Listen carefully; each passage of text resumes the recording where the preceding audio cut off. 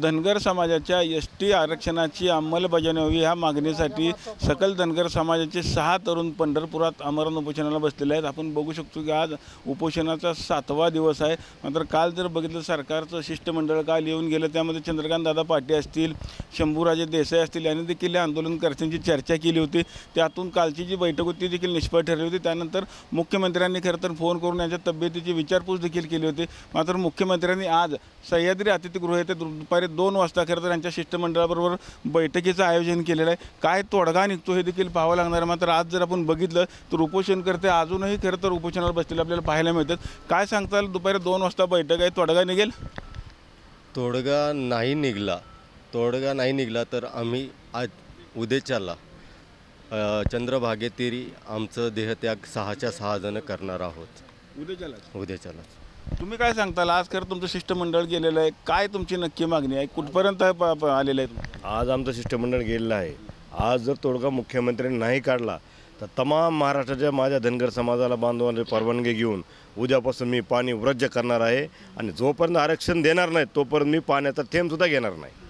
दीपक बोराडे म्हणून जे आहेत त्यांची खरं तर 2 दिवसापासून तब्येत बिघडली, ते देखील आता आपल्याबरोबर आहेत। काय सांगताल, तुमचा खरं तर या आरक्षणावरती अभ्यास भरपूर आहे, आजच्या बैठकीत तोडगा निघेल असं आपल्याला वाटतंय का? तोडगा 100% निघू शकतो, कारण सरकारला ते देण्यात अडचण काहीच नाही आहे। सुप्रीम कोर्टाचा निर्णय आहे आणि काल आम्ही सरकारला म्हणजे मंत्री महोदयांना स्पष्ट सांगितलं की एसटींचा आम्हाला विरोध होता, ठीक आहे आम्ही त्याच्याबद्दल बोलत नाही, पण आत्ता सुप्रीम कोर्टाने जे जजमेंट दिलं आहे पंजाबच्या केसमध्ये, तर त्यात आत्ताच्या आदिवासींना तुम्ही एसटी ए म्हणा आणि धनगरांना बी म्हणा, कारण तसंही आम्हाला NTC दिलं ते संविधानात कुठंच नाही आहे।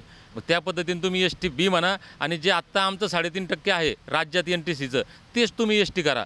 एकदम सोपं आहे। सरकारवर ना आदिवासींचा रोष राहणार आहे ना आमचा काही रोष राहणार आहे, फक्त याला लागते इच्छाशक्ती। आणि मला असं वाटतं पांडुरंगानं मुख्यमंत्री एकनाथजी शिंदे, देवेंद्र फडणवीस, अजित पवार या तिघांनाही ती सद्बुद्धी देव। जर यांनी आरक्षणाची अंमलबजावणी केली तर आमच्या देवघरामध्ये आम्ही यांचे फोटो लावू आणि नाही झालं तर पांडुरंग त्यांचं काय करायचं ते पाहिजे। अजून काही आंदोलनकर्ते आपल्याबरोबर आहेत, काय सांगताल? तुम्ही देखील आज 7वा दिवस आहे, काय तुमची मागणी आहे? सर, आमची एक सिंपल मागणी आहे, जे आमचं हक्काचं आरक्षण आहे, जे एसटीच्या यादीत आम्ही 70 वर्षापासून आहोत, त्याची अंमलबजावणी करायची, एवढी सिंपल साधी मागणी आहे। जर हे सरकारनं मनात घेतलं तर 2 तासाचा विषय आहे फक्त, परंतु सरकार ते करत नाही आहे, त्याच्यामागं राजकीय इच्छाशक्ती नाही आहे आणि आमचाही समाज एकत्र येत नाही आहे। जर समाज एकत्र आला तर तुम्ही पाहिलं मराठा समाजाचं एकत्र आल्याच्यानंतर काही गोष्टी होऊ शकतात, तसं धनगर समाज जर एकत्र आला मोठ्या संख्येनं तर सरकारलाही करायलाच लागेल। धनगर समाज कुठेतरी अजूनही एकत्र नाही, खंत आहे का तुमची? हो, खंत आहे, परंतु एकत्रित येण्याचा कारण मुळातच आमचा आदिवासी भटका मेंढपाळ समाज आहे, दऱ्याखोऱ्यात रानावनात राहतो। आमच्याकडे तेवढ्या व्यवस्था नाही एकत्रित येण्यासाठी, त्यात आम्ही कमी पडतोय। परंतु ही अशी स्थिती नाही का समाज बरोबर नाही, समाज आहे, परंतु समाजाची ती अडचण आहे। परंतु आम्ही ह्या उपोषणाच्या माध्यमातून गेल्या 2 दिवसामधून अक्षरशः 65, 70, 75, 80 वयाचे वयोवृद्ध आईवडील आम्हाला येतात, भेटतात, आम्हाला मदत करतात। ज्या अगदी गरीबातल्या गरीब माणूस या आमच्या आंदोलनासाठी येतोय, मागं उभा राहतोय, हे निश्चित आम्हाला हे पाठबळ आहे त्यांचं। समजा आज जर नाही तुमचं बैठकीमध्ये तोडगा निघाला तर पुढची भूमिका आपली काय असणार आहे?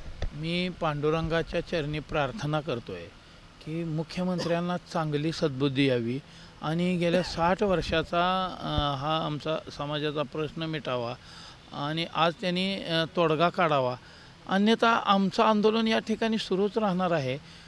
महाराष्ट्रात उग्र स्वरूपाचं आंदोलन झाल्याशिवाय उद्यापासून राहणार नाही। तुम्ही बघितलं असेल की आज जर दुपारी 2 वाजता मुख्यमंत्र्यांनी तोडगा नाही काढला तर महाराष्ट्रात उद्यापासून तीव्र आंदोलन करण्याचा इशारा देखील आता आंदोलनकर्त्यांनी दिलेला आहे। पंढरपुरातून कॅमेरामॅन जगदीश डांगेसर, रवी लवेकर, TV9 मराठी।